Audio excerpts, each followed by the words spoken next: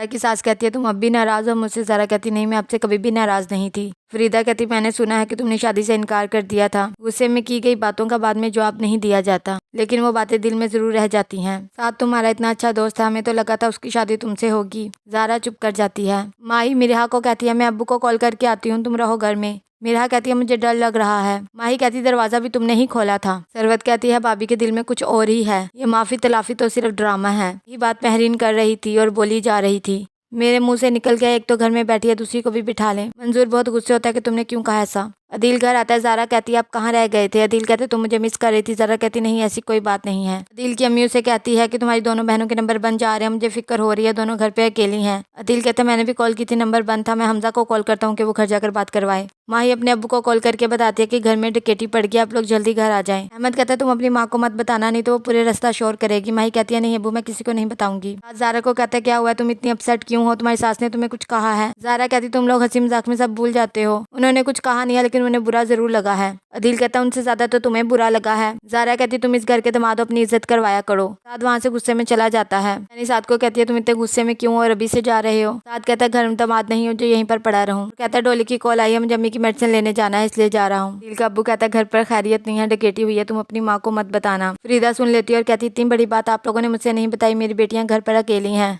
अहमद कहता है बच्चियों को कुछ नहीं हुआ, वो बिल्कुल ठीक है। फरीदा कहती ये सारा है ही मनूस, इसी की वजह से ये सब हुआ है। हमजा माई लोगों के पास जाता है और कहता है आप लोग खैरियत से तो है ना? मुझे दिल ने भेजा, अब अपने घर वालों से बात कर ले। फरीदा कहती ये सारा मनहूस है, इसी की वजह से ये सब कुछ हुआ है। माही कहती है मिरहा ने डकैती करवाई है, अब घर आएंगे तो हम डिटेल में बात करेंगे, शादी की डेट फिक्स कर आए, नहीं तो मैं आपका साथ नहीं दूंगी बल्कि अब्बू और अदील का साथ दूंगी। सारा को दिल से उतारने के लिए इस घर में लाना बहुत जरूरी है। डोली अपने भाई को कहती है मूड क्यों ऑफ है? सारा के घर पर कुछ हुआ है? भाई आप ऐसे रोज रोज मत जाया करें, इज्जत कम होती है। वो सिर्फ आपका नहीं बल्कि मेरा भी ससुराल है, कल को आपके साथ कोई ऐसा मिसबिहेव करे मुझसे बर्दाश्त नहीं होगा। फरीदा कहती है डकैती की वजह से हमें जाना पड़ेगा, अब तो हम कुछ कर भी नहीं सकते, ना तुम्हारे ऊपर शगुन का दुपट्टा उड़ा सके ना मीठा खिला सके। फरीदा अपनी बहू का सदका देती है, कहती है जिन लोगों की नजर लगी है उनकी आंखों में बड़े बड़े फोड़े बने। तभी अदनान की आंखों में खारिश हो रही होती है। फरीदा कहती मैंने तुम्हें नहीं कहा,